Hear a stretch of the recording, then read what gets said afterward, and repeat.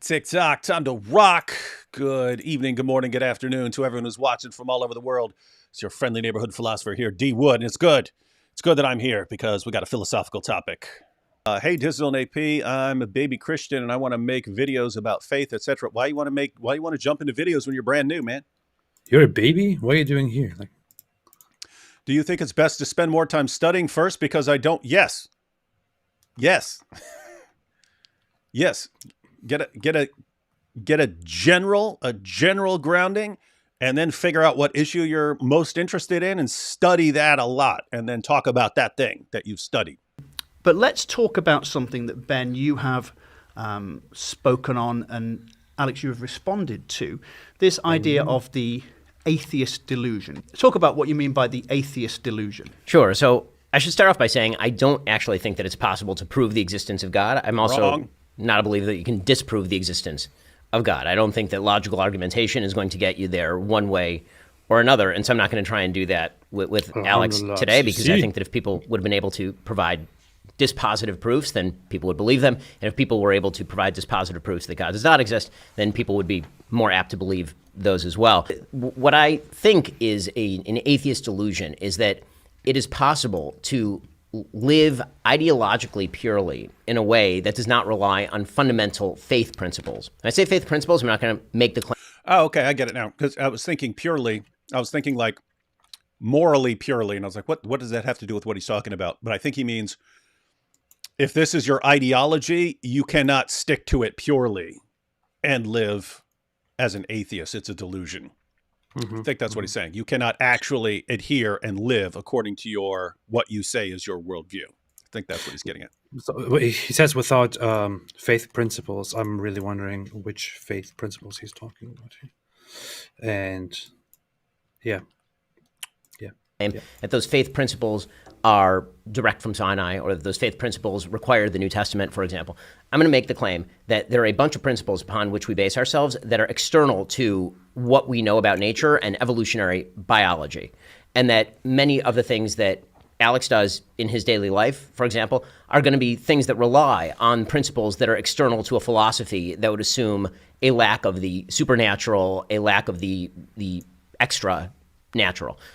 So some of those principles, for example, are free will. So every day we get up, we believe, virtually all of us, whether we say we believe it or not, we actually act in ways that betray the idea that we believe that we have control over our own actions, at least to a certain extent, and that control makes a difference in the world. And that's what gives us purpose. It's what allows us to wake up in the morning and make the decision to do what we believe is right or what we believe is wrong. That the principles of right and wrong are external to evolutionary biology. So both of these principles that I've mentioned already, free will, right and wrong, these come from a language that is external to the Darwinian language of evolutionary biology. If you're talking about free will, there is nothing in nature that suggests the ability to make a decision free of environment and genetics in combination in some sort. The same thing is true of right and wrong, the idea that there is a right and there is a moral wrong that we can reason our way to. Another principle that I think that you're obviously very big on. It's something that you rely on all the time, your entire podcast. So the thing is, I'm a little bit disappointed, to be honest, because I think the approach is very weak, and it's one that I just heard so many times from random, regular people. If you still don't get the point, then that's why we got to keep saying it over and over again, because you don't get it. All right, but go ahead. and the point is a very basic and a very simple one, which I believe, and I'm sure Alex will swiftly respond to in quite a decisive way. But he's basically trying to argue here that naturalism, or just going with what is there available in the physical world, will lead us to this, into a position where we are left living according to something, but not being able to base that something which we live by on something permanent or something fundamental, something completely secure, like God, or like a natural law and order of things, a scripture. So we rely on our rationality, on our thoughts, on our thinking, and he thinks that is weak or dangerous, or whatever conclusion he will then draw from this. But I think, I just looking at the responses that will be given to that and that I have on my mind, I think that's a very weak position. But let's see where this goes. Yeah, I think it's a bit stronger than you, and they're going to flesh this out a bit. But when he's talking about the free will problem, he's basically pointing out we live and think as if we have free will, as if Hmm. we have the kind of free will that makes us morally responsible agents. But if we go with your worldview, you're right. They're talking. He seems to be talking about like a naturalist view or materialist, something like that. Hmm. If we go with that, then you're not free. Like everything Yeah. you do is completely determined by particles that were in motion before you were even born. So it's all everything you believe, everything you do is all determined, and therefore, when you live as if you're free, you're living as if you don't actually believe in that worldview. And it sounds like what he meant by ideologically pure. You're not living an ideologically pure life. Here's my ideology, but I live as if something else is the case.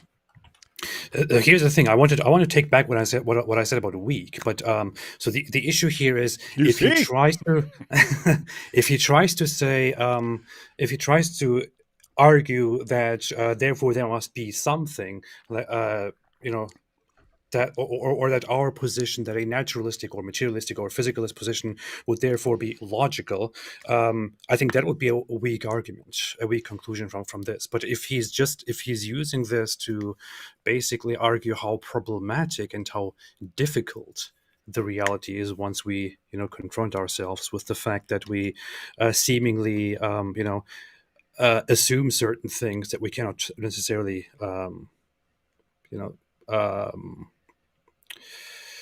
how do I say that? I mean, if he's just going to point out how problematic and how difficult it is to face the reality, then of course, yeah, this is a strong point, and Yeah, I got the and we will I see got the that, and we'll I see got that. the gist of what they were saying when I was getting the clip ready. But kind of spoiler alert, Ben is pointing out, and I agree with him entirely. Yeah, you got some problems. If everything's Yeah, determined, it doesn't seem like we actually live like that or can actually function.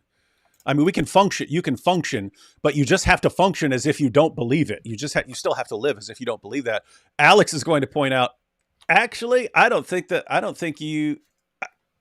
think you got the same problem, even if you believe in a soul and the supernatural. He's going to point out you kind of got the same kind of issue. And so anyway, it seems like a pretty good discussion. but you see what I'm saying, right? So it's more about how difficult it actually is, how difficult that reality actually is, than about whether that reality is true or not, right? Yeah, they're going to go into this, and by the way, that is a separate but very relevant question. So there's one issue: is this difficult? Is this hard to understand? Is this implausible? Can we live according to this? And then two, is it actually true? Okay. Right. And then there's the related issue would be, okay, well, if you can only function like this, if you can't actually function according to while believing that everything you do is determined, if you cannot live consistently with that view, how does that relate to whether it's true or not? Is that a reason to doubt that it's true? If I say I can't live according to this, is that a reason to think that it's not true? Anyway, That's my point. That's my point. Several issues Exactly. here. The same thing is true of right and wrong. The idea that there is a right and there is a moral wrong that we can reason our way to. Another principle that I think that you're obviously very big on, it's something that you rely on all the time. Your entire podcast is based on the idea of reason. These ideas do not exist in the context of a purely materialist atheist universe. Now, I'm not going to make the claim that I can prove that it's God who's behind those things, because one of the principles of faith belief is that I don't understand God. So for people who don't believe in God, that's an easy way out, right? That's an easy way out for people like me, because I say, well, I don't have to explain the relationship between God and free will, because frankly, I don't fully understand God. But that's not really that's not really an open window. That's just part of pretty much all faith systems, is that if my mind were the mind of God, then I would either be God or God would not exist, one of the two things. So right the idea that reason makes a difference in our lives, that we can reason our way to propositions, and that's more than just saying a few magic words and that's setting off a few neurons in somebody else's brain. That point is more important than he lets on there. that truth, like reason and truth, has to be more than, few neurons firing in my brain, and then I say something to you, and then neurons fire, and so on. Citation needed. Yeah, and this got brought up in my recent debate with Arun Ra. Some people call it the argument from reason, and there are variations of it. There's Alvin Plantinga's more sophisticated version, the evolutionary argument against naturalism. And there, it's basically, Plantinga's position is that if you developed in the way that you must have developed if naturalism is true, then your cognitive faculties, so your reasoning ability, your memory, and these sorts of things, these developed not to get you to the truth about philosophy or cosmology or anything else. You got these faculties because they gave you a survival advantage. So they helped you survive and reproduce. And he argues that if that's how you got your cognitive faculties, you have no business trusting them with, philosophical questions or cosmology or things like that. And various people have made related points who aren't, so Plantinga's a Christian, but Charles Darwin said, in response to a theist who sent him a book defending arguments for design in nature. So he said, look at all this evidence for design in nature. And Darwin replied, you have summed up my view exactly. It does look like it's designed. He goes, but with me, the horrid doubt always arises whether I can trust my own convictions, which, because the processes that develop my convictions are the same processes that led to, the lower animals. And he said, would anyone trust in the convictions of a monkey's mind if there were any convictions in that mind? So he's pointing out that, the universe really looks like it's designed, but I don't know if I can trust my cognitive faculties to tell me that something like the universe is designed, given what I believe about how I got my cognitive faculties. It's the same process that gave a monkey its ability to figure things out, to learn a little bit, to learn, oh, don't eat that. It's okay to eat this. The same. I'm smarter, but it's basically the same idea. And that's not the sort of thing I can trust to tell me about, whether the universe is designed or something like that. And Hume much earlier said something similar, where he said, basically, the further you get away from ordinary experience, our cognitive faculties work really well with ordinary human experience. The further you get away from that, the less reliable you can take your faculties to be. That's pretty much what I kind of gave as major reasoning in one of the in a video that I made a long time ago, where I explained why I don't believe in God, because people kept asking me, and where one of my main points was that throughout life I believed so many things to be absolutely true, which I later realized or concluded were complete nonsense or not true. And lots of people come to these convictions. Lots of people, think or look at these signs around them and say, well, it's so obvious, isn't it, that this is true?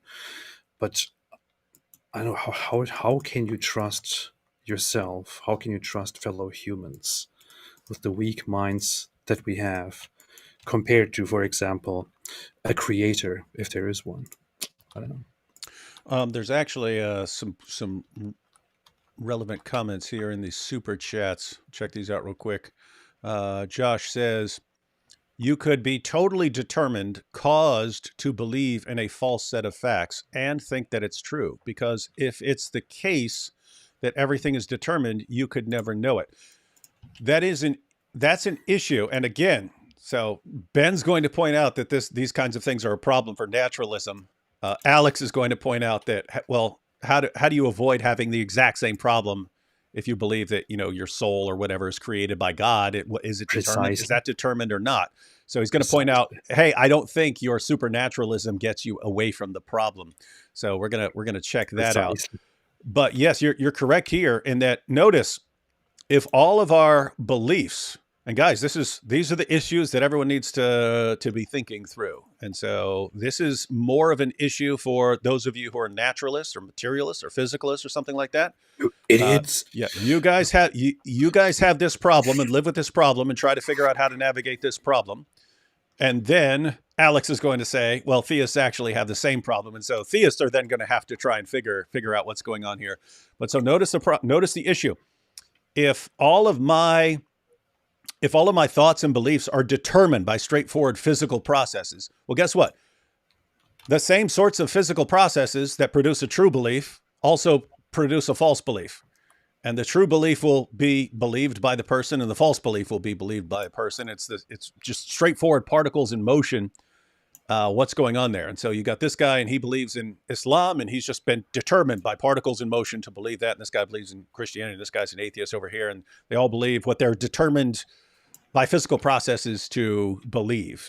And so, yeah, the question then becomes, how do you then take your belief seriously when, whether it's true or false, it's the same sort of physical processes that produced it. In fact, you can, in philosophy, they make kind of more, they lay out the premises more carefully. But basically, this is it's been a while. I think this is called the consequence argument.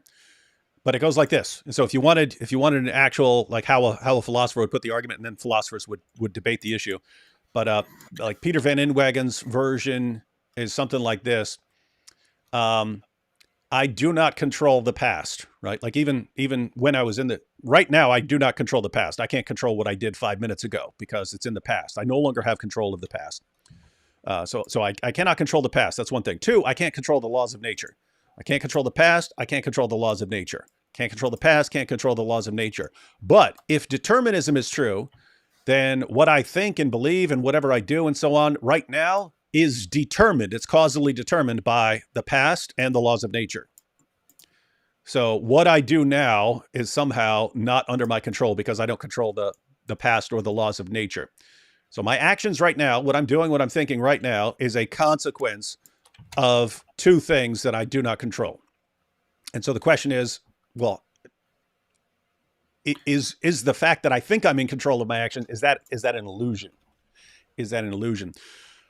So that's kind of the issue. Question. Anthony Stevens says, have you read any of Tim Stratton and J.P. Moreland's recent work on free will? They just co-authored a paper together. If so, what are your thoughts?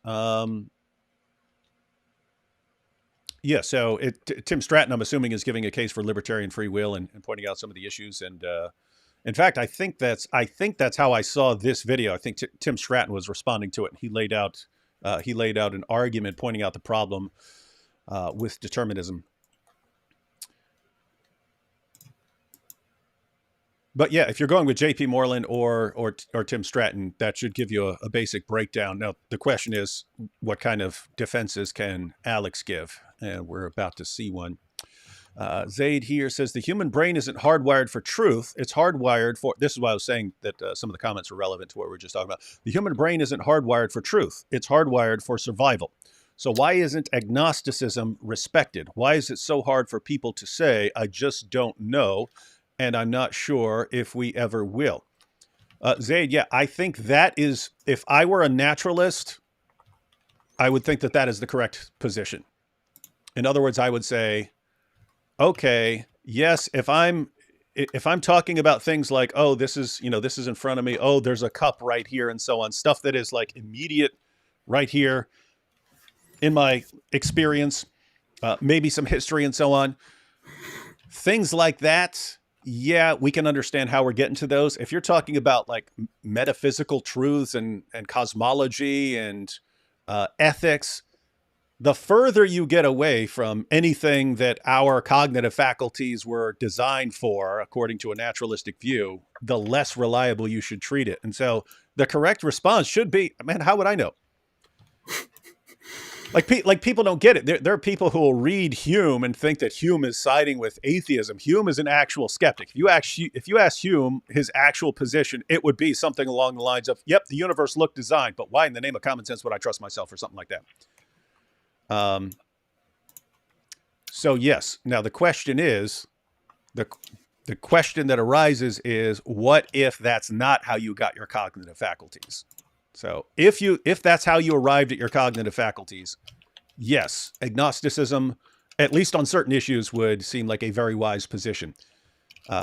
Unless theists make a case, and then you can conclude that your cognitive faculties had some sort of higher purpose or something like that. But they're going to have to make that case. This is very related to how I view religion in general. And I've often said that I have respect for religious belief and religion and history, and I don't like when some atheists say religion is the worst thing that ever happened. Without religion, this and that. I disagree with it, and I think religion is actually a very it was bound to happen. It is a completely necessary part of human civilization of development. But what that means when I say that is not that what I acknowledge when I say that is that to me it looks like the religion is humans trying to understand the nature, the natural world around them, the realities around them, and to interpret the things that they see, and to come to those conclusions that make the most sense to them, while also not going far enough and just finding comfort in order to stabilize their lives or stabilize society. And I think that is something admirable, because it's a quest for understanding, for truth. It might not be true, but it's nice. It's respectable. But that then also leads me exactly to this problem. It looks like all the ideas that people came up with are just their best explanations. Which are better than yours. Naturalistic way, that there actually is principles of truth, another concept that comes from the extra natural world. That these principles exist. So far I've mentioned free will, right and wrong, reason and truth. Right? All things that we consider extremely key in our daily lives, and that Alex considers key in what he does. It's, I assume, why you get up every morning, or at least why you feel you get up every morning. What gets you up to do your podcast? It's because you want to say things that you believe are reasonable, are going to convince people to act in a better way, or I assume not a worse way, that get people to change their lives in some way, in a self-motivated fashion that's not merely in a sort of Pavlovian response to circumstance and environment. So if I were going to talk about the atheist delusion, that's what I would suggest is the delusion, that an atheist can use terminology that is drawn from a world that is external to atheism for itself. And again, that's not an argument for God even. That's just an argument against atheism. Again, I think the arguments against God are fairly compelling, and I think the arguments against atheism are fairly compelling. This is one of the things that I've said to Sam Harris. And I think that the difference is that most people who believe in God have expressed doubts, and a lot of people who are atheists tend to be more religious in this way than many of the people who are God believers. So Ben, he tossed in something interesting at the very end. So one, that's not something you'd normally hear a theist say. He says he thinks basically there are good arguments against atheism and there are good arguments against theism. And then he said, one difference I've noticed is that theists usually are willing to express some sort of doubt. And he said that atheists now seem to be more religious in the sense that they won't think about whether they're wrong. Present company excluded AP. A summarized form of the evolutionary argument against naturalism by Based Plantinga can be read at Evolution versus Naturalism, Why They're Like Oil, Water, and Oil on Books and Culture. Yeah, it is that is a difficult. There's just a difficulty. Plantinga just points it out, and he says, "Hey, if you're a naturalist, and then the only game in town for how you arrived at your cognitive faculties is evolution. If that standard Darwinian picture is correct, here's how you got your cognitive faculties. Can you trust these with this? Plantinga's actually more strict than I would. I would say, okay, we can trust our cognitive faculties in terms of stuff that we deal with regularly, whereas he's not even granting that. Yes, if there is no God, there is no free will, but I think that's because of the truth of the latter of those statements. That I suppose the biggest criticism that I made of you in a video response that I made to the atheist delusion, and this show does seem to have an extraordinary capacity for putting me face to face with people that I've been talking smack about online. So thanks again. By the way, I should say it's a great video, and everybody should watch it if they haven't. Well, I'm going to put that in the description. I think that glowing endorsement. The principal disagreement that I think I had with you, Ben, is that there was a subtle, or not so subtle, implication, in my view, that yes, with no God, there's no free will. But somehow having God can solve this problem. I mean, you said a moment ago that you don't think you can establish God's existence through reason alone, but assuming that you do believe in the existence of free will, you think it's a real thing that you have. Yes. And simultaneously saying that if there is no God, then free will makes no sense. Yes. That does read to me like an argument for God's existence, such that in order to either say that there is free will, in order to say that there is free will, one must believe in God. And that does strike me as an argument for God's existence. Yeah, so if you were to put this in, you'd have to say, if there is no God, then there is no free will, but there is free will. And you could put it into an argument like that. So he's pointing out that this is a kind of argument, whereas it didn't seem that Ben is actually presenting that really as an argument. He's presenting it more as a problem for atheism. Like, this is what you're stuck with if you deny God. I guess you could loosely call it an argument. Like, if you have two main positions and you point out a flaw with one, you're kind of, favoring the other or something like that. But I mean, he's just saying Ben wasn't even like showing, hey, we do have free will. It's more like we can't function as if we don't. We function as if we have free will.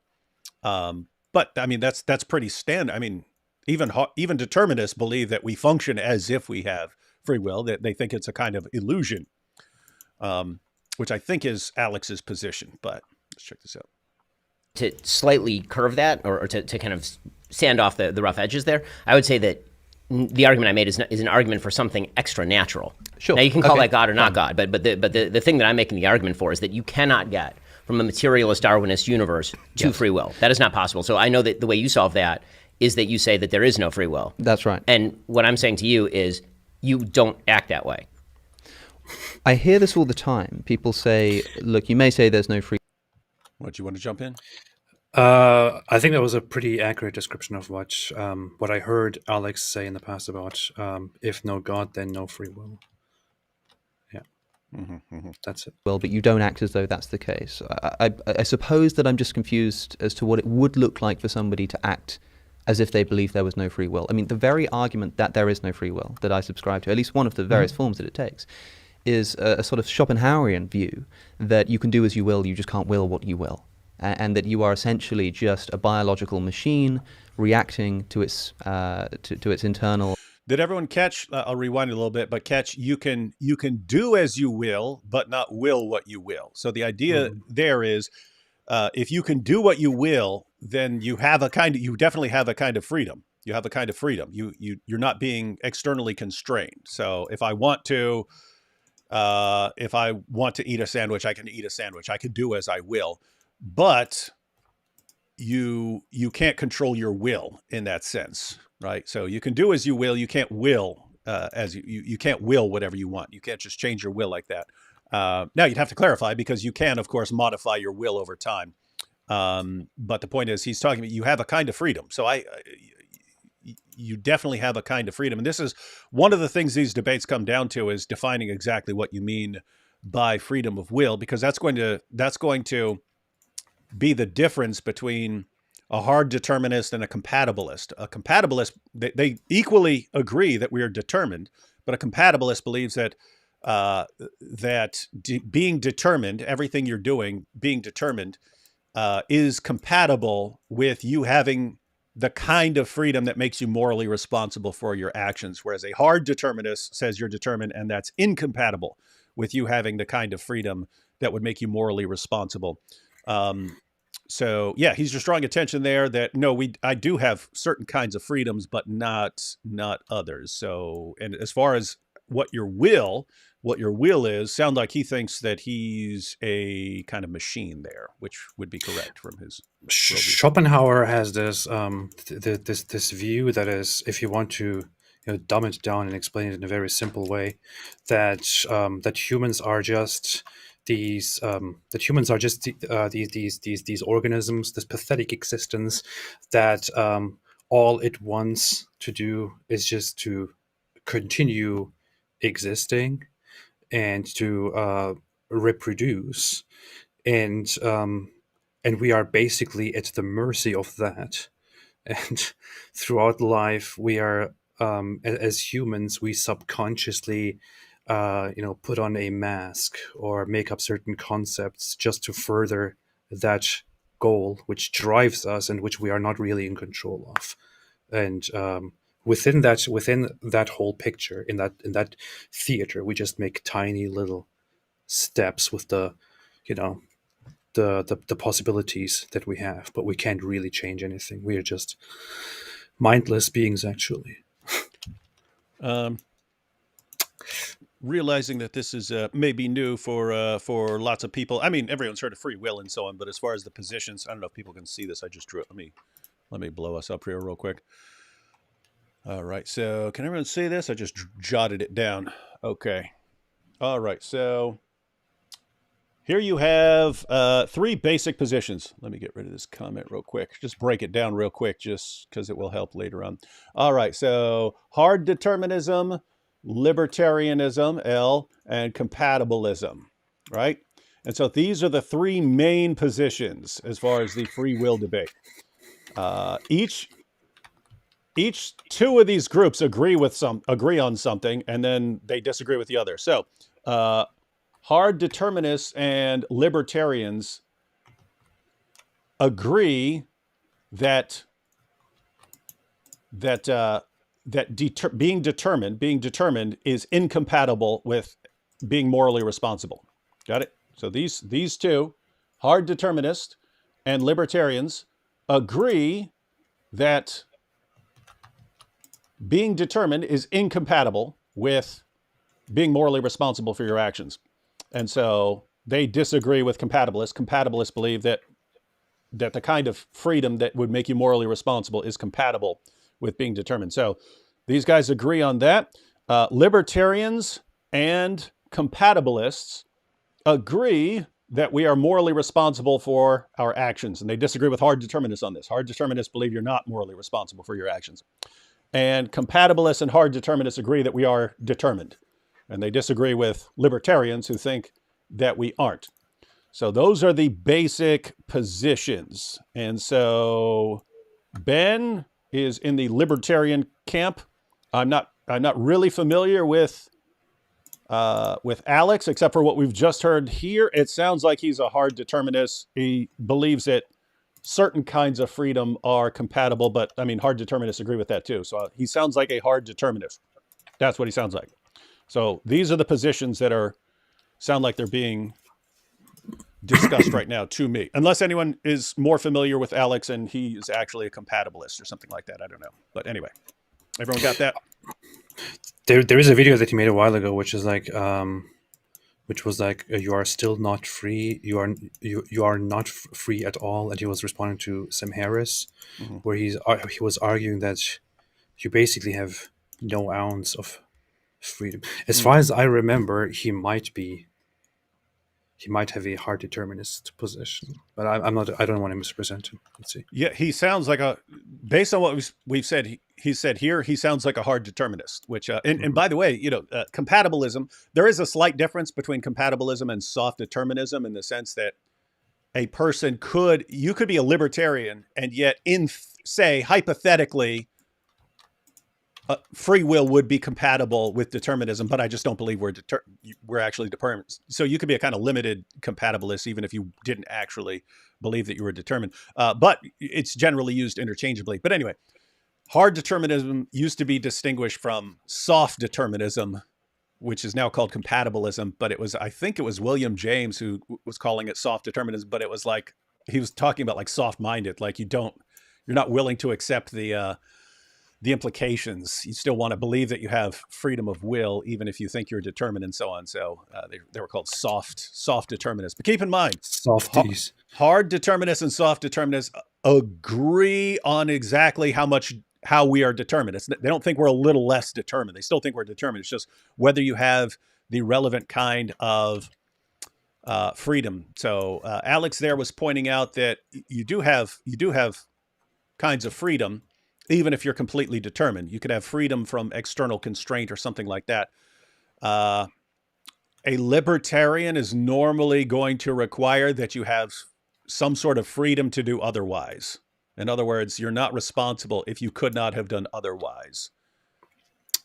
And so if you're determined, you actually couldn't do otherwise. And so libertarians generally want to believe that we are in some way indeterminate. That if I stopped right now suddenly and we were able to rewind the clock 5 minutes, I could actually do something else. Like everything exactly the same. You could rewind the clock and perhaps I could do something different this time. Very difficult. That's kind of weird, but Alex is going to explain why. And that you are essentially just a biological machine reacting to its to its internal and evolutionary drives. That's what's happening. Now, call that nihilistic if you like, that's a separate question, but as to the question of how this would make one act, the idea that this might cause us to sort of lay around in bed all day or something, the very mechanism that I think is responsible for eliminating the possibility of free will, that is, the drives that make people do what they do, like I say, do exactly that. Make people do what they do. They make them get out of bed in the morning. Why do you get out of bed and go and make your breakfast if there's no free will? So you go and get breakfast because there's no free will and something is driving you to do that that's outside of your control. For sure. Faux show. Yeah, so as far as Ben Shapiro's criticism, I mean, he's got a couple of them sort of jumbled together. But as far as what Alex is responding to there is the idea that, and Ben's the one who brought up like getting up, getting out of bed. What makes you get up and get out of bed and go do your show and all this stuff? It's because it's built into you to think that, hey, I have my reason and I can think freely through this issue and other people can as well. And so I'm trying to reason with them and have discussions about ethics, and we're capable of changing our positions in evaluating reasons in a non-determined fashion. And it sounds like Ben's saying that's what you assume you're doing. And then Alex's response is, well, suppose you think that if someone is determined, if someone believes he's determined, he's just going to sit in bed and go, this is what I'm determined to do. Or is he going to get up and continue living and going and doing all the, same things he would do? So I would say Alex is entirely correct on this, that even if you believe you're completely determined, you're still going to get up and make breakfast and go to work and do things you're interested in and so on. The real area where this would come into play is what happens when you've done something wrong. If you're an actual hard determinist, you believe you were determined, you were completely determined. And so it would affect your view of your own moral responsibility. Whereas someone who's more like a libertarian it seems easier to blame yourself. Say, hey, I should have done something else. Whereas it's not really open to you on determinism. The thing is, many years ago, I think I was obsessed with the topic and read a bunch of stuff, thought about it lengthily, listened to different perspectives, watched some interviews that I talked to you about before, some documentaries and some from a neuroscientific perspective, and I feel like I dropped it at some point because I felt like I'm breaking my brain. And in the end, this entire discussion is just about, it's just theoretical. It's just about figuring out how things actually work. But in the end, it doesn't change anything at all. It is all just about theory. It could, however, help understand why people do the things they do, whether people should be, punished in certain ways for the things they do or not, and all that. But it's largely theoretical, and it will not necessarily change the way people act. You can come to the conclusion that nothing is in your hands, but you will still, get out of bed, eat breakfast, live your life. Because that's what you can do. That's what the body that you are living in demands. The theory doesn't change the fact that in reality you exist in this world. Yeah, there is a distinction between determinism and fatalism. Mm-hmm. And lots of people think that when we're talking about determinism, we're talking about fatalism. Mm-hmm. And that's my kind of natural view. Like before I was a Christian, that's like determinism for me was basically like fatalism in the sense that whatever I do, I was determined to do. So it's not like I could, what else am I going to do? In other words, if I'm standing by you and I slap you in the head, well, I was determined to do that. So how can you even blame me? Right. But fatalism is the idea that whatever happens is going to happen. It doesn't matter what you do. Now, notice that's not the same thing as determinism. It does matter what you do. It's just you happen to be determined in what you're going to do. But what you do actually does play a role. So to get back to the nihilism point, which you kind of put aside, so that means that this conversation is essentially worthless in any sort of real sense. I mean, effectively, we were driven here by evolutionary biology and environment to have this conversation. Everybody who's watching this is driven by evolutionary biology and environment to have a particular reaction to that thing, and ever round the cycle goes. That seems like a very purposeless life. Maybe again, I'm drawing from a realm that is not evolutionarily biologically connected. The word purpose is really, teleology obviously has been taken out of the realm of science pretty thoroughly by atheists and by many people in the sciences, although I would argue that, again, most scientists speak in the realm of teleology literally all the time, and they're borrowing language from the language of teleology, even when they're describing functions of particular body parts, right? The heart pumps blood in order to keep you alive, right? They're constantly using language that's teleological in nature. The real question that I have, and this is what goes to the question that you were asking at the beginning, before the sort of pre-question question, which was the good of religion to society. One of those goods is people believing that their free will matters, and this actually is a useful thing. So, go ahead. Oh, I was going to point out that there are hard determinists who agree with that. There are hard determinists. Saul Smolansky, I believe. So he's a hard determinist who believes that even though he is convinced that we are determined, that every thought, every belief, and so on is determined by straightforward physical necessity, he believes that it's actually bad for people to believe that. And therefore, it's good to encourage the illusion that you have free will, specifically because people who believe that they are free in that sense, in the moral sense, are better able to moderate their behavior. In other words, if you don't think you're morally responsible, which is what hard determinism would teach, if you don't believe you're morally responsible for your actions, you don't blame yourself, and therefore you're less inclined. It's not that everyone would be less inclined. It's that certain people would be less inclined to moderate and control their behavior if they thought that whatever they do, they're just determined to do it. And so he actually encourages the illusion of free will because it can be beneficial to society. And so it seems like he would favor the view that, hey, if religion convinces you that you're morally responsible, then that's good for society, even though you're completely determined. Anything on that, AP? I agree. You agree completely. With Saul Smolansky? My goodness. All right, here we go. Well, I believe that it is deeply important for people in society to believe that they have the capacity to change themselves and to make different decisions than what biology would drive them to do. So you say, well, it's biology that drives you to get out of bed in the morning, which... It's just funny because he's saying the same thing that certain hard determinists say. It's like, it's really good to believe this. Like, there are hard determinists say, absolutely, it's good to believe in that illusion. Whereas he seems to be thinking of it in terms of, hey, it's good, and therefore, we really have to believe it. Will matters, and this actually is a useful thing. So I believe that it is deeply important for people in society to believe that they have the capacity to change themselves and to make different decisions than what biology would drive them to do. So you say, well, it's biology that drives you to get out of bed in the morning, which is almost Calvinist in sort of the way that it's described, right? It's like you're predestined to get out of bed in the morning, so thus you get out of bed in the morning. But the reality is that we are constantly making decisions as though those decisions make a difference in the universe.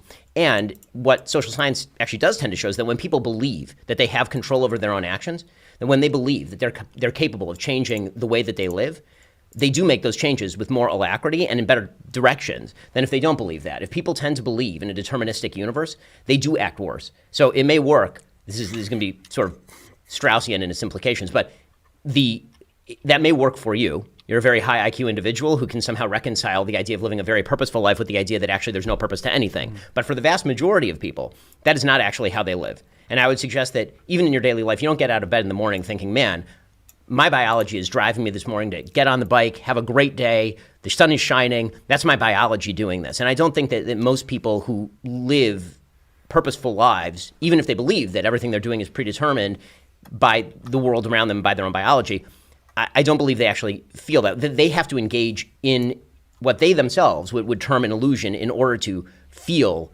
a sense of purpose and meaning in their lives. Of course. Yeah. Go ahead. I just wanted to bring everyone up to date on the arguments. So Ben starts off by pointing out that the way even determinists live, or the way an atheist would live, he still lives like he believes that he has free will and that he can trust his reasoning ability and that there's truth and things like that. And he points out he doesn't think that actually fits very well with atheism. So he's saying atheists are living like they're not atheists. And Alex's response is, what are you talking about? I believe we're determined and I have biological drives and so on. And so I get up and do the same things. Do you think I would just sit in bed paralyzed all day because I believe I'm determined? No, I still get up. I still do my job. I still eat. I still live in society. I still have friends and have discussions like this. It all makes, so no, believing in determinism would not just make you shut down and sit still. And then Ben's response is, hey, that may be great for you, but I'm not talking about not functioning. He then zeroes in on like the moral issue, that there's a big difference between someone who believes that every action he's doing is determined by causes that are beyond his control, and someone who believes that his actions are come from him. In other words, that they're not determined and that he can actually do, he can do this, he can do X, or he can do not X. And so Ben is pointing out that it's actually better for society for people to believe that they are morally responsible. And as I was listening to it, Cosmic could agree with all that. Alex could agree with everything he said. I do agree. He could say, I do agree with you that it is better. And so, yeah, it's good. Great. Share your little idea with society and keep that going. But it's just not true. That's the thing that I was trying to point out at the very beginning, maybe I wasn't very, very great at pointing it out, but which is that what Ben Shapiro does, when he talks about this is it looks like instead of trying to prove, or instead of making a point to to show us that it's actually true, he is just trying to point out that the opposite would be very difficult to handle, and that is basically the point that he wants to bang on and emphasize, because it's true. It might be very difficult to handle. I know this for myself. It might be very difficult to handle. If you come to the conclusion that everything you do in life, everything you do in the very moment that you are right now, that all of it is pretty much predetermined by factors that are completely outside your control, it might be very hard to then go on from there with that thought. It might lead you to some really, difficult conclusions or very messed up conclusions you just mentioned earlier. And Ben Shapiro is basically addressing the example that you just mentioned. You said that's how you saw it in the past. Like if I slap you in the face, if I was determined to do that, it wasn't really in my control. So why would I be guilty for that? You could come to wild conclusions like those. And the thing that I thought back like a while ago was just, if I look at my life, it seems like much of what I'm doing right now, including very trivial, very tiny things like you give me two choices and I choose this one because I'm more familiar with that one. I like that one better. But that might be because I was raised at a certain place by certain parents in a certain environment at a certain point, and some things happened to me throughout my life which led me to preferring that specific thing, which now makes me want to do that very specific thing. So there is a lot of stuff that is completely out of my control until I get there. Even to that trivial extent, it looks like I have very little freedom in how I think, how I act, and so on. But knowing that, what am I supposed to do with it? Okay, I might accept that in theory everything is. I am basically at the mercy of a bunch of factors that are totally out of my control. But okay, so be it. I still have to go on and, eat dinner now and then go on. And be completely miserable and depressed. Yes, because nothing you do actually comes from you. Yes. Stephen M. here says, God is to be presupposed since the alternative is absurdity. Arguing is unbiblical. And by the way, this is why I said Ben's argument here is sort of he's not giving the full presuppositionalist argument, but he's in that direction as far as, hey, in our daily living and experience and reasoning and so on, here are the things that are presupposed. But Stephen here says, God is to be presupposed since the alternative is absurdity. Arguing is unbiblical since it speaks of all men bearing this knowledge. It's a suppression of truth and the dimming of conscience. I'm not sure about arguing being unbiblical, since there are arguments in the Bible. And if we disagreed with you about what you just said right here, you would have to give some sort of argument for it. Stop arguing, David. No, you stop arguing. Eddie here says, suicide disproves Darwin. Humans are 3D, 3D, animals 2D. I guess the idea is that animals don't commit suicide, humans do, so we're different. That doesn't make much sense to me. Or since you would be wired for survival, maybe we'll see. You could explain that suicide is a result of.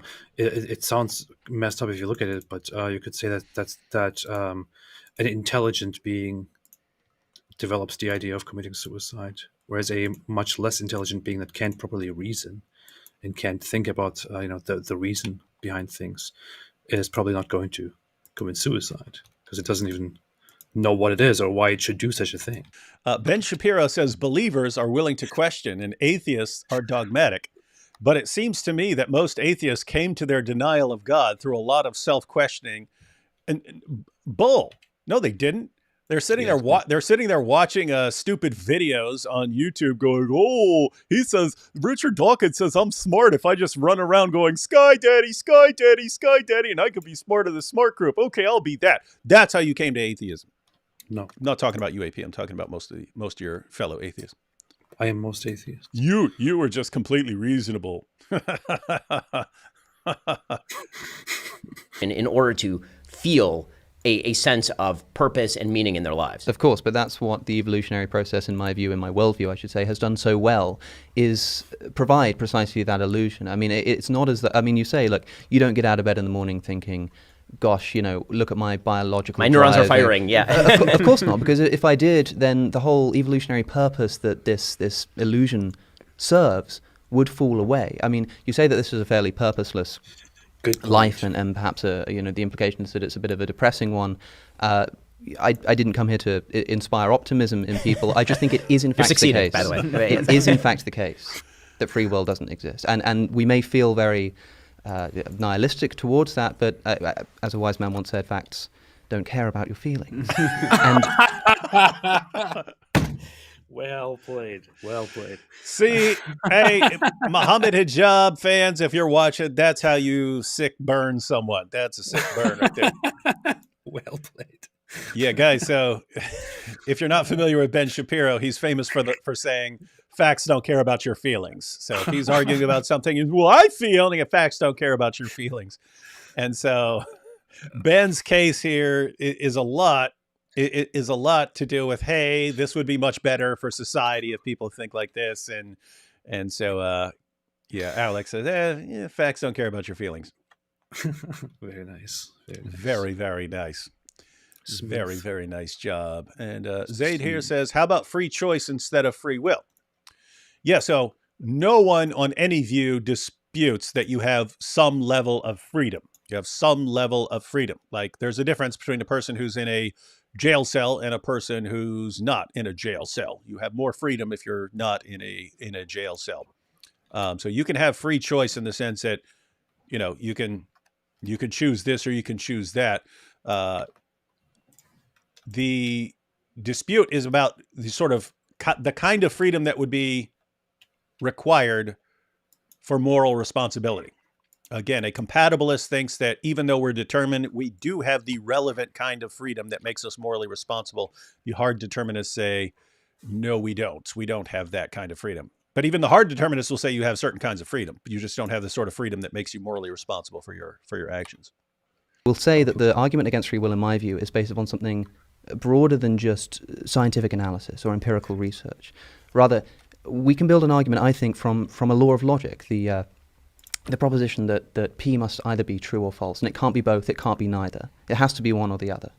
Now, this law of the excluded middle, one of the foundational precepts of philosophy, we can simply ask a question of any kind of mental activity, and this will be regardless of whether it's material or immaterial. That's what makes this a crucial argument, and an important one, a pertinent one, is that you can ask of that mental activity, is it determined or is it not? That is it determined by anything else or is it completely undetermined by anything? If it's undetermined by anything, then it's random, and you're by definition not in control of that which is random. If it's determined by something, then it's either determined by something further inside your mind or inside your brain or indeed inside your soul, or it's determined by something external to your brain. If it's determined by something external to yourself, I should say yourself rather than your brain here to rid this conversation of any implicit materialism, exterior to yourself, if that's what's determining the action, then clearly you're not in ultimate control of that action. If it's something inside of yourself somewhere, then all you do is push the problem back and you ask the question again, is that thing determined or is it indeterminate? So Did everyone catch that? Did you catch that, AP? Yes. So guys, this is why I said Ben's going to point out a problem with Alex's position, and the issue that Ben's pointing out is not, hey, here's why your position is factually false. It's here's why your view just doesn't work well with how we actually live and think of ourselves. It just doesn't work. And Alex's response, hey, facts don't care about your feelings here. So it doesn't matter if you feel like this is weird or something like this. He's saying this is, if it's true, it's true. But here, Alex flips back the problem. So I want everyone to understand. So the problem that's presented for hard determinists, or for determinists in general, is, again, if whatever goes on in my mind right now is determined by the past and by laws of nature, then the next thought that pops into my head is just, how is it within my control? If it's determined by things that are no longer they're not in my control. They're not within my control. So that just makes it really weird. And that's why someone like Ben there has to be more than that. There has to be more than just physical particles in motion determining everything I think. So lots of people would say, okay, determinists have a big problem. Yeah. I mean, if I just sit back and think what it's like to be reasoning through issues, it doesn't seem to me like I'm determined, like every decision has kind of already been made and it's all just cause and effect. Doesn't seem like that. And then what Alex just pointed out is, okay, suppose you want to add something else to the picture to avoid this problem. So you're going to add, let's say, God. Let's suppose you add a soul, a self, whatever you want to call it. There's something that is beyond this straightforward physical necessity. There's something beyond this straight cause and effect series of falling dominoes. There's something beyond that. Okay, what is it? Say, okay, it's a soul. It's a soul. It's outside the realm of physical causation. What Alex just pointed out is, okay, is that soul determined? Is that soul determined? Like by God, when God created your soul, did he make it so that it's determined to do whatever you're going to do? If so, you haven't gotten away from the problem of you being determined. He goes, but if it's not determined, then what is it? Is it random? It's just random? Because keep in mind, randomness doesn't help you. In fact, randomness would probably be a bigger problem than determinism. In other words, so let's suppose everything I do is actually determined by cause and effect. Suppose you had something that is genuinely random. And some people have argued for things like this with indeterminacy at the quantum level. Some people argue that, quantum events are actually undetermined, and that you could, whatever happens right now, you could rewind the clock and let it do it over again, and a quark could just do something else. Okay, suppose you think, okay, well, that's not determined. What if that could actually what if something that's random could play a role in my actions, to where I'm just sitting here and all of a sudden my elbow flies up in the air like that, and I have no control over it. It just pops up like that. If it's random, that doesn't help. That's not giving me more free will. In fact, that would seem to be worse. It would seem to be worse if I was just randomly doing things all the time. So exactly. Alex is pointing out that, okay, so you don't like this idea that everything is a series of falling dominoes. You want to add something else. You want to add God and a soul to the picture. How is that getting you free will? Whatever you're adding to the picture, your actions are either determined or they're random. They're determined or they're random. If they're determined, that's not helping you avoid the problem of being determined. If they're random, that's also not helping you avoid the problem. It wouldn't be determined, but it would be random. That's not giving you free will. That's not the kind of free will you need to believe that you're morally responsible. So he's saying, we've got the problem that you're pointing out here, and your view doesn't change it. Fantastic. Everyone get that? Yes. I speak on everyone's behalf.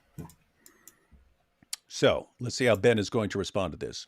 Random, determined, you keep going back until you either terminate in something outside of the self, something, or I suppose something undetermined and therefore random, either of which you are completely out of control in. If you say that it terminates in something like a soul, people like to do this. They say, well, look, with a religious philosophy, we have the benefit of introducing a soul. That doesn't solve anything. Because you still need to, it's not a matter of having to explain the mechanism by which the soul brings about actions. That may well be a mystery. But if it is the case that whatever it is that's doing that is either determined or it's not, and that if it's not, it's random and therefore out of your control, and that if it is, it ultimately terminates in something outside of yourself or something random, and both of which are out of your control, free will cannot exist. Well, and so I would be careful. That argument does. So just to clarify, it's Alex's position is that free will, in the sense that's required for a libertarian, that's required for genuine moral responsibility, whatever, it's an illusion. It's incoherent. It doesn't matter what you appeal to beyond physical necessity.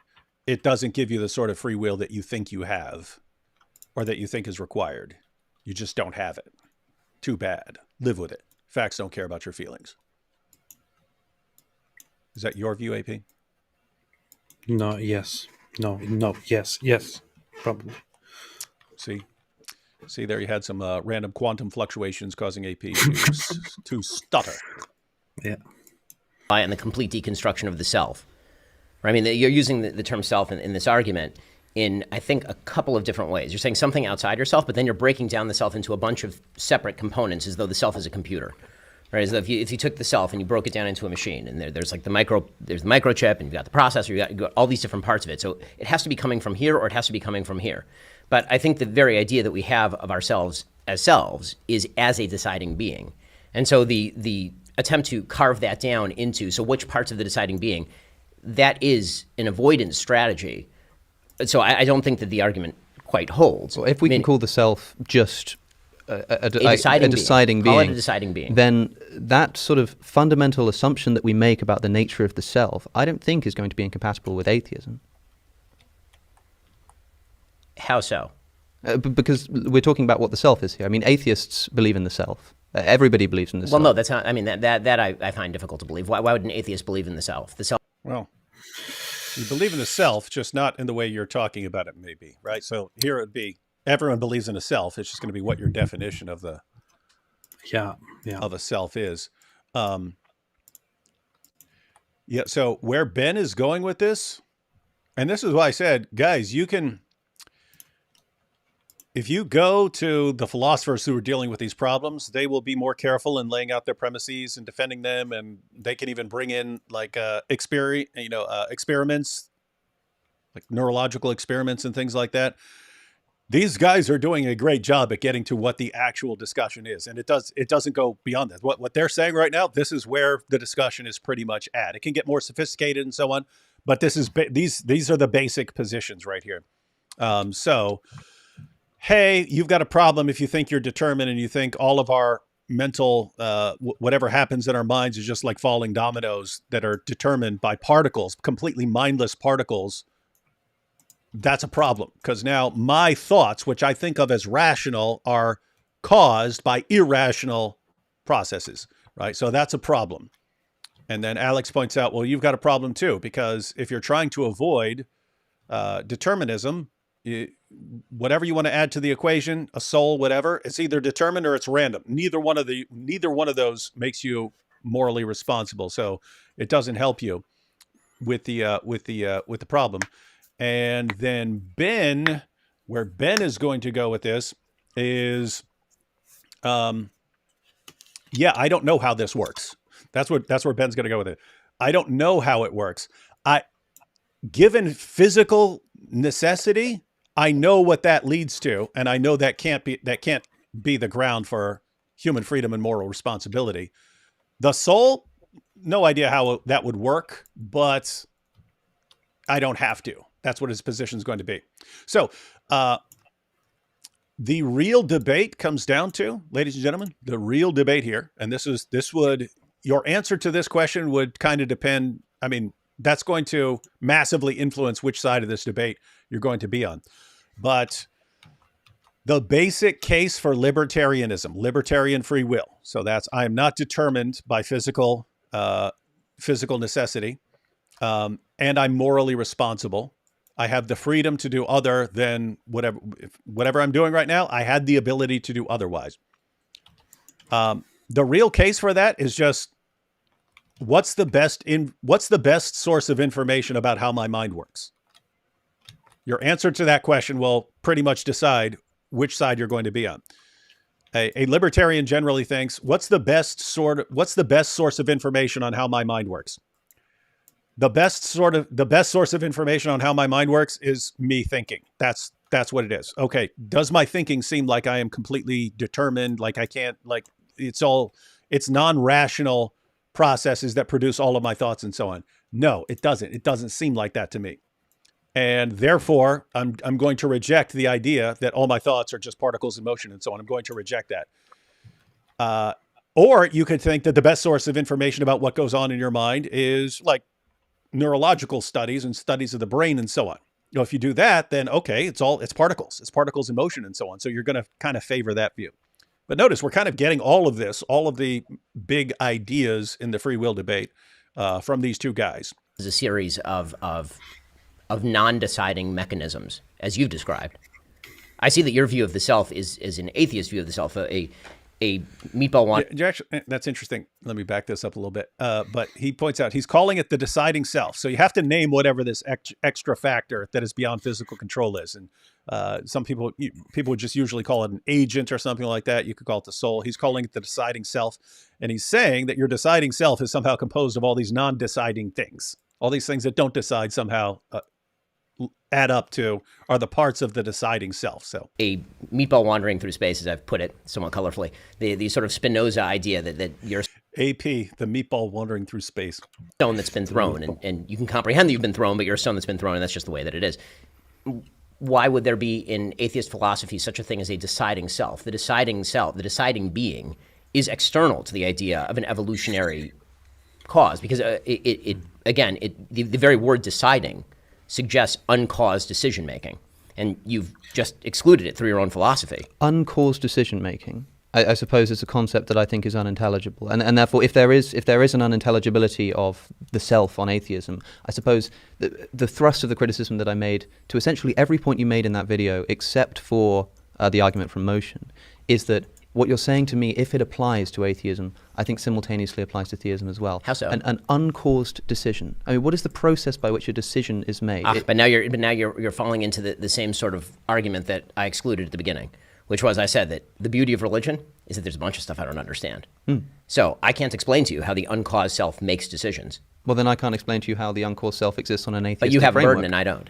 Meaning that I don't think that's the case. You do, though. I mean, the simple fact is that you are the one who's claiming that a reasonable materialist universe is the cause of all.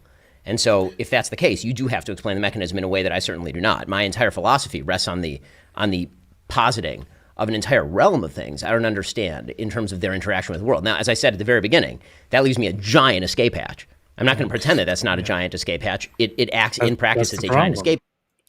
That's the problem here. That precisely is the problem. But I'm really wondering how Alex will respond to this. Yeah, so it's just, I just keep wanting to make sure everyone's getting the point of what's being discussed here. So Ben points out, hey, you've got this problem. Alex responds, actually, you have the same problem. Because you can't explain how you have this self that you're talking about, which can do these kinds of special things. And Ben's response is, when we're talking about naturalism, I understand naturalism. We understand how particles in motion work. We understand how physics work. We understand how biology works. So these are the only tools you've got at your disposal to explain ourselves. And Ben's breaking down, and this just doesn't work. And Alex's response is, well, it doesn't work on your view either.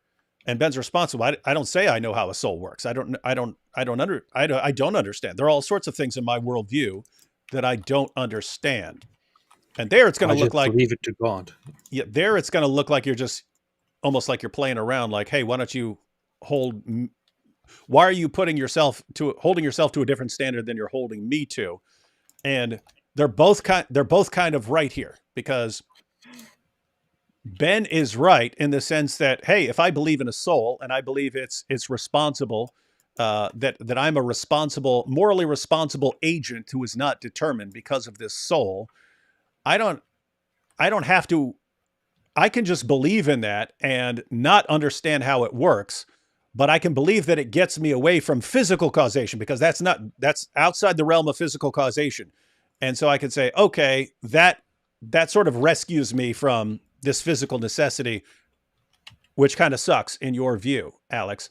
And it seems like Alex is going, well, no, because all I can think of is that soul or whatever is either determined or it's random, and that's not helping you. So I don't understand how your view. And so Alex's position is all just incoherent. All the talk of free will is just, it's incoherent nonsense. It doesn't work.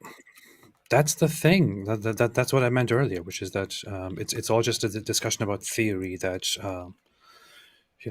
goes into this unresolvable realm, and in the end doesn't change anything at all. It changes everything. So what are atheists' argument for life forming without God? They go, oh, well, obviously we're here, so it must have happened. Durr. I saw one guy arguing that the original life would have appeared as some sort of film on rocks, and then a later life would have eaten it all up, and therefore it would have eaten the evidence. Tends to act as a fundamental principle of faith, right? Again, in every moral realm, right? When you get to the problem of good and evil, right? One of the big questions is, well, how can God allow evil to take place in the world? And the fundamental religious answer, as it has been for thousands of years, is my mind is not God's, which is a giant escape hatch. It also happens to be true from a religious point of view. So if I may, there are two sort of escape hatches here. There are two appeals to mystery going on here. And it seems to me that what you're saying is something along the lines of, my simple appeal to mystery here is disallowed in the way that you're allowed to appeal to this mystery, because I'm the one making the claim. I think that not because I'm the one making the claim, but because I'm the one with the burden.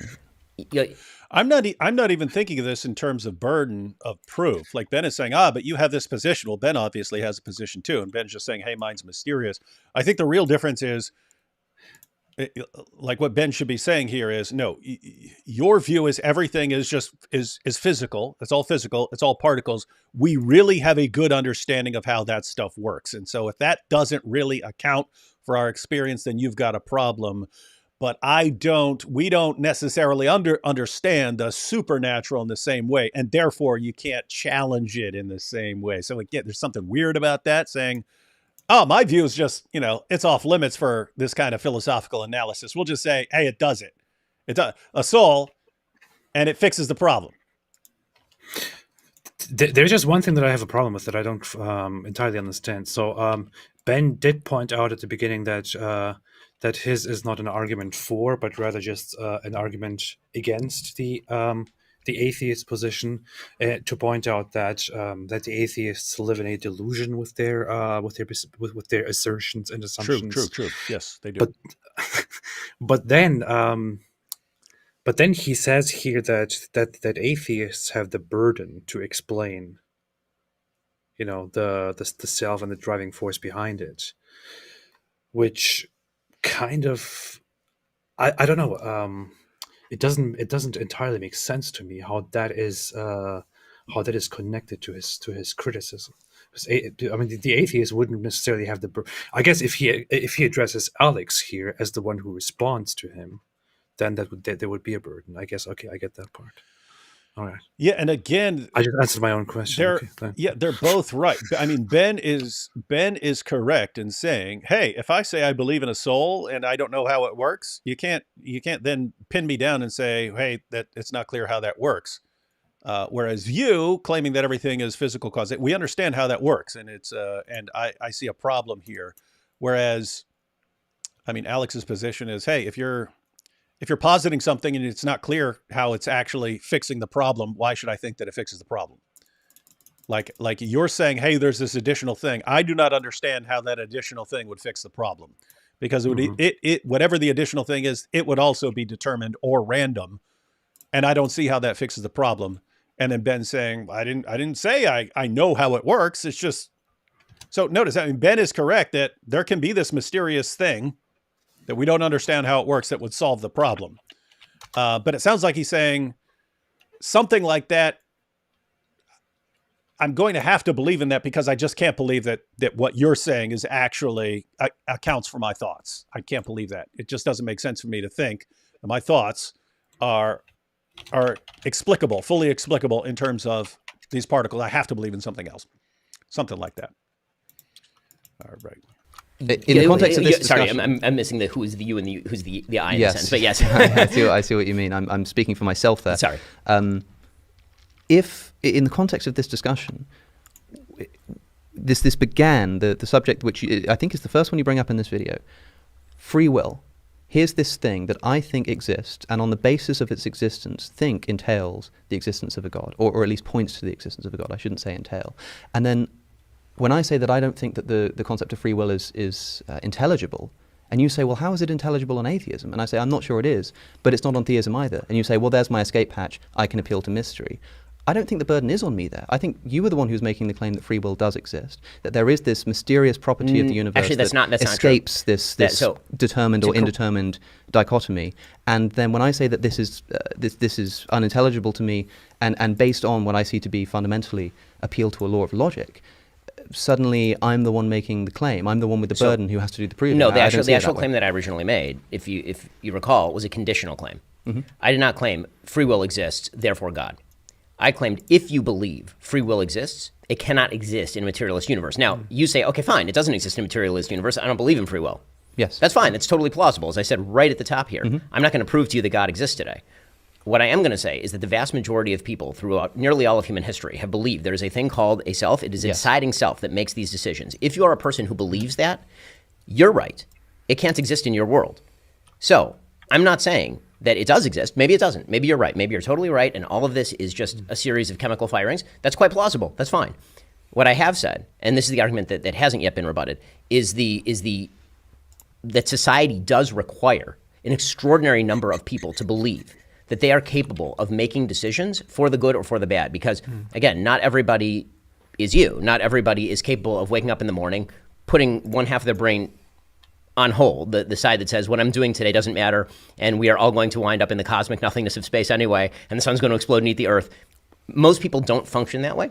And so a functional society, a society that actually works, relies on people actually believing that their fate is in their hands. And the way that people tend to understand what? May I say something? I feel like I completely disagree with that. I always think the opposite. I always think the complete opposite of what Ben is saying here. I think most people could be totally fine with the idea that that nothing matters, and that everything is predetermined, that they are not in charge, that there is nothing after death, that nothing they do has any eternal consequences, and they would just go on and live their lives like nothing changed, and they would party, they would be happy, and all that. On the other hand, people who take these questions more seriously and think about them more deeply, for them it would be more difficult for them, and it would be required for them to have something to hold on to. That's how I see it. I mean, to most people, you could say in a society where lots of people don't believe in an afterlife or in a higher being, people just live their lives. People don't go around thinking nothing matters. I don't have to do anything. Destroy. Well, the point is, I mean, Ben made kind of 2 points there. One was the overwhelming vast majority of people have always believed in a kind of self that is inconsistent with straightforward physical necessity. They believe that there's something else, and so the ordinary person down through history's concept of the self doesn't seem to line up with all of our rational processes, are actually just caused by complete irrational processes. So he's pointing that out, and then the other thing he's saying is it's better for society. So that's what you're talking about. It's actually better for society that people think of themselves as these deciding selves that are not determined in what they do. But the point is, you've never had large numbers of people who think of themselves as just straightforward physical cause and effect, every thought.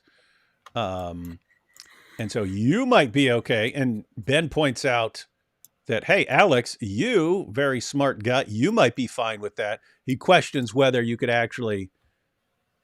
that would actually work in society. And I've been on the other extreme, as in someone who did some really messed up stuff with it. So I'd be more suspicious of people absorbing these ideas.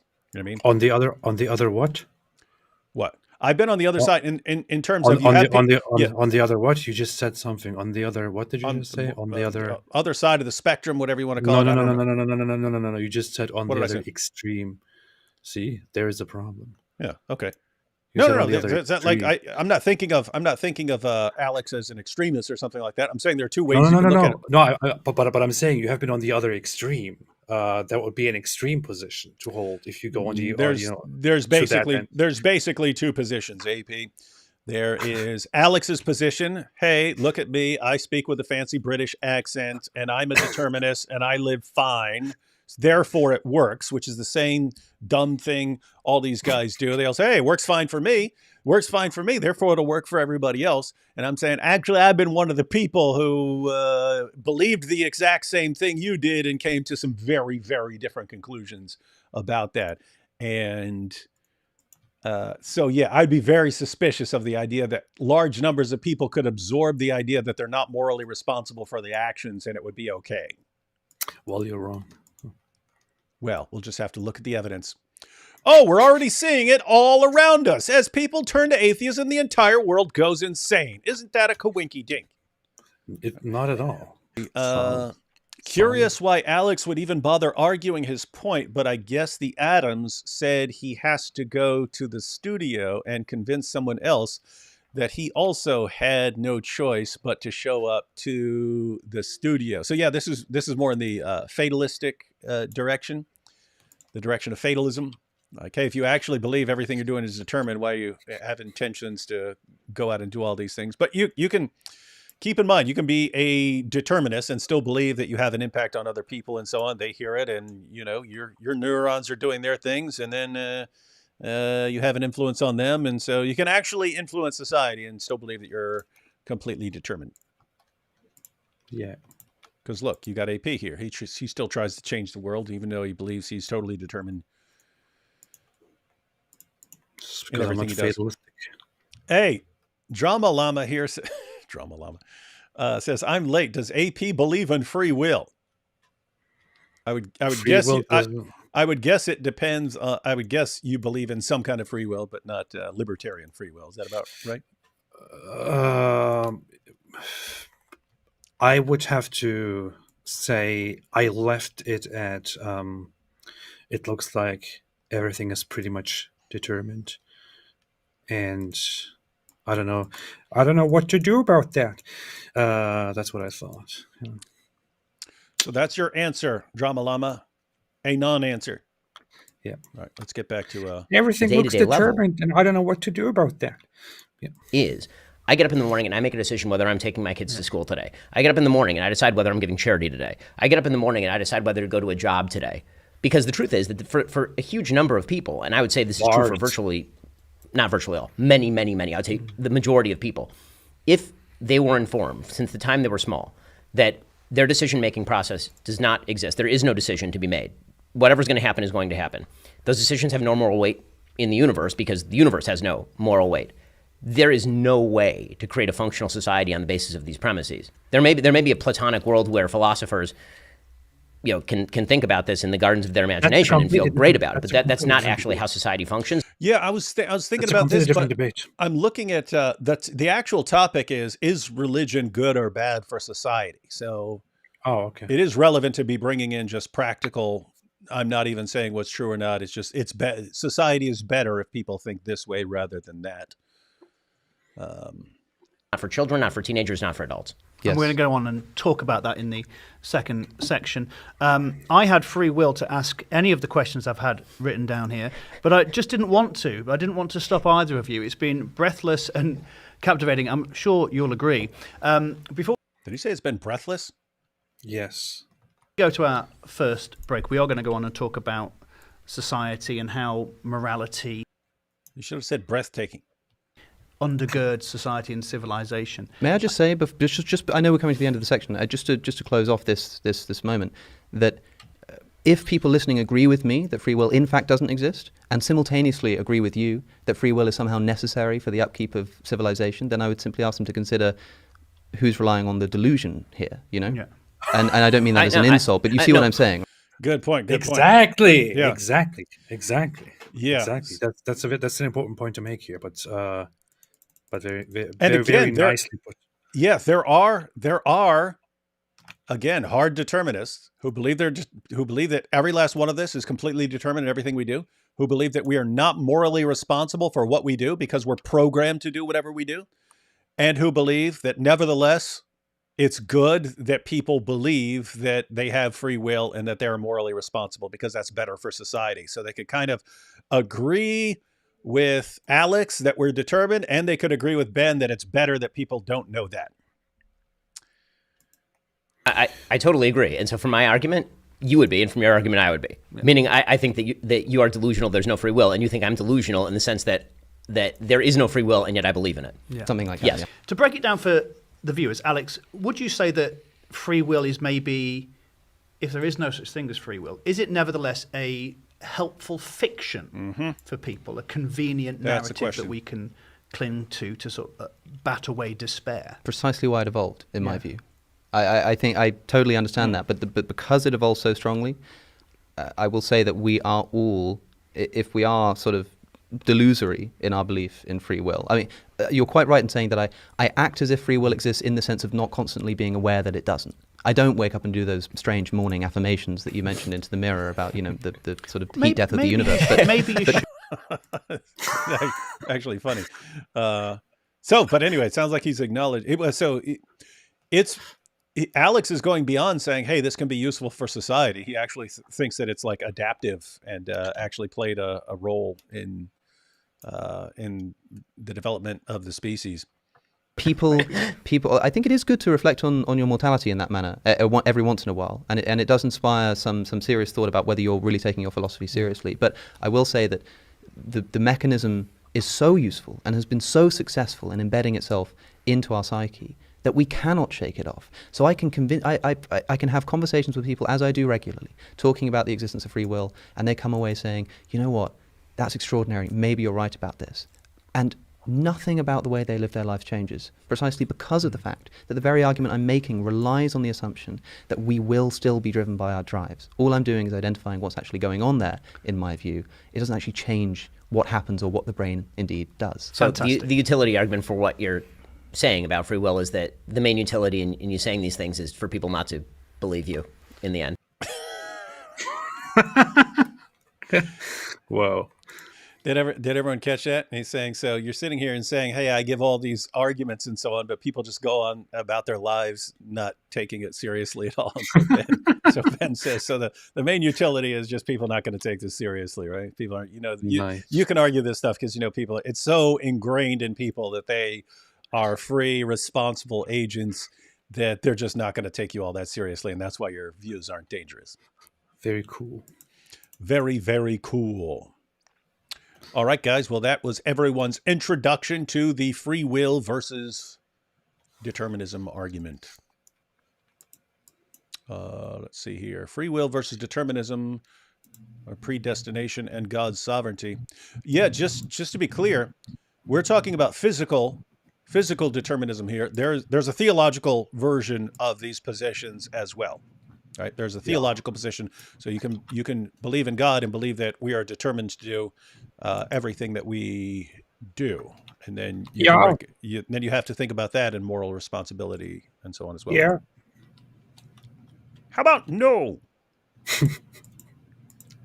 Let's see. Here you go, AP. How do atheists, that's you, justify their use of universals in their worldview if they themselves are soulless particulars? Depends on which atheist you ask and what they appeal to. Yeah, so in your face, Henry 2817. Constantine here says, how is Alex presupposing the laws of logic in his naturalistic determinist worldview that precludes metaphysics, the immaterial, and transcendentals? Transcendentals. Yeah, he would. I don't know if he's ever explained that. Like, so guys, lots of times if people are arguing for the existence of God, they'll give like a cosmological argument, like the universe came into existence or something like that, or the fine-tuning argument or biology or something like that. But then you have this other realm that's things like mathematics and logical laws, moral laws. That it's in the realm of the conceptual. It's not stuff you study with a microscope or a telescope or something like that. These things they're abstract, and so the question is, what's the status of those things? But yeah, I'm not sure what I don't know enough about Alex to say what he would think about those. Although we could ask him sometime. I chat with him sometimes. Oh yeah, is that your buddy? Yeah. David here says, I'm a little confused by determined. Does Alex also include me determining my actions? Because he says otherwise it's all random. I mean, I can decide what I want to do, and that is me being free, right? It depends on what you mean, David. So, I mean, anyone would say, yes, you're deciding what to do right now. The question is your decision determined by just physical processes and laws of nature? If so, then the question that arises is, what kind of free will do you have? You have some sort of free will, but what kind do you have? And the question is, do you have the kind that is required for your actions, for you to be morally responsible for your actions? So when we're talking about determined, it's not the same sense that Ben is talking about when he has this deciding self that he calls. It's you're determined by physical processes. And the processes that lead to your decision or your action are irrational. In other words, it's particles in motion. All this stuff was happening before you were born, and just by straightforward physical necessity led to your thoughts and your beliefs. And you thinking that you're deciding this, even though the decision's kind of already been made for you, in another sense. I mean, Yes. There was this thing which we both talked about, right? Before we went live, even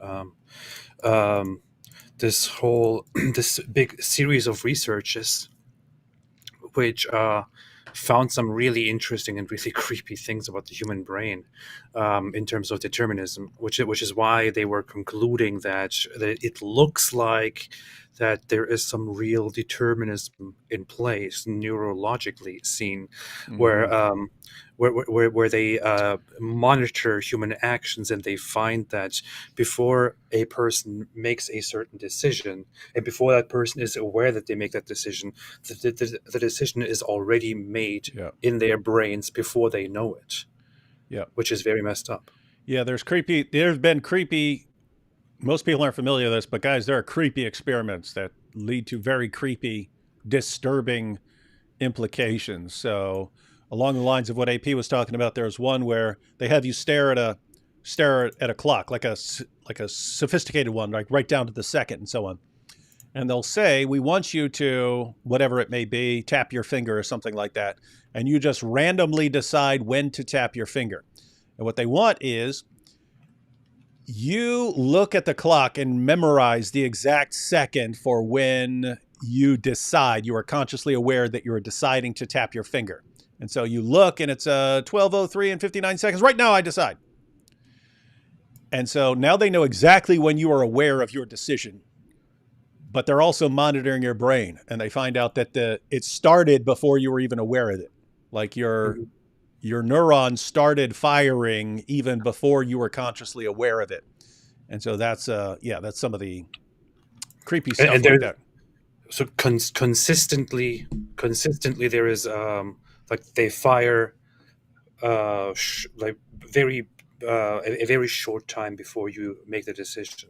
And the findings are very consistent in that, which is why the conclusions were that it looks like the human brain makes a decision for you before you are even aware of the decision. So the question then is there something that subconsciously decides what you're going to do without you being even aware of it? If that is the case, do you have any freedom at all? And or what does that freedom actually mean? I don't know. Complicated. Pretty creepy. Brandon says debates about free will are useless. No, they're not. Yes, they are. No, they're not. Society will treat a person as having free will unless they show their brains are damaged beyond repair. No, debates about philosophical topics are very interesting. At the very least, they teach people how to analyze topics and assess evidence and so on. Most useless debates I've ever seen in my life. Brandon, your comment's useless. You're not changing anyone's mind, and society's not going to change at all. See how that feels? How's that feel, Brandon? Chuppy said it doesn't matter if it's good or not because there's nothing we can do about it if free will doesn't exist. It's also, so this is in the fatalism direction again, it's also useless to talk about what's good or bad for society if moral responsibility is meaningless. No, you could still say, hey, even though I don't believe in real moral responsibility and so on, I still would like to live as nice a life as possible. And to get to get everything out of life I can, and therefore, the point is you don't have to be stuck with just fatalism. It's all pointless if you reject certain things. Although I lean in that direction because that's exactly what I thought. Let's see. Chuppy here says the conclusion is childlike, simple, but naturalists must make it complicated in order to cope with the logical implications of all this. No offense. Yeah, and that's the thing. We went through all their arguments. At the end of the day, I'm kind of like in Ben Shapiro's position where I could recognize the problem with physicalism. So naturalism, materialism, anything in that ballpark, I can recognize the problems that presents for me trusting my cognitive faculties and trusting my beliefs and so on. And yet I'm also in the position where I would say to Cosmic Skeptic, I do not understand how the soul works. I don't know. I can't even explain to you how it would solve the problem apart from the fact that it wouldn't limit me to what you have available in your worldview. All right, AP, any final thoughts before we head out? I would say that free will is interesting. With that said, this was very interesting, and let's keep it interesting. Yeah. So, yeah, guys, it is an interesting topic. It's interesting. Yeah. No, it's very, very interesting. And that's why, Yeah. contrary to what other people have said, these things are very important topics just to think through them. I mean, think. So you can, as an atheist, accept the idea that the physical world is all that exists. But then you think about the implications of that view. And wait a minute, every thought is determined by completely irrational particles in motion, obeying laws of nature. And every thought I have, every belief I have, I was determined to have. If it's a true belief, I was determined to have it. If it's a false belief, I was determined to have it. I think of myself as a rational agent, and yet it's all my reasoning is produced by irrational causes. So you can sit there and think that, and then you could be totally baffled by it. And so you think, aha, that's why we need the soul. That's why we need God to escape from this hellish physical world. And then Alex points out, wait a minute, how is that soul actually helping you avoid the problem here? Think about that, because your soul, Yeah. is How it about determined? Is it determined or is it random? Is it determined or what you need is some sort of third category, right? Where it's not determined but not random. But then you know, if you actually wanted to explain that, then you've got your work cut out for you. And that's what Ben was saying. I can't explain it. I don't know how it works. And so question is whether someone else can. And no need for delusions. Just accept that there is no free will and live your life. Yeah. See what the atheists encourage? Blind faith. Yeah. Stay away from blind faith and atheism, ladies and gentlemen. Stay away from blind faith.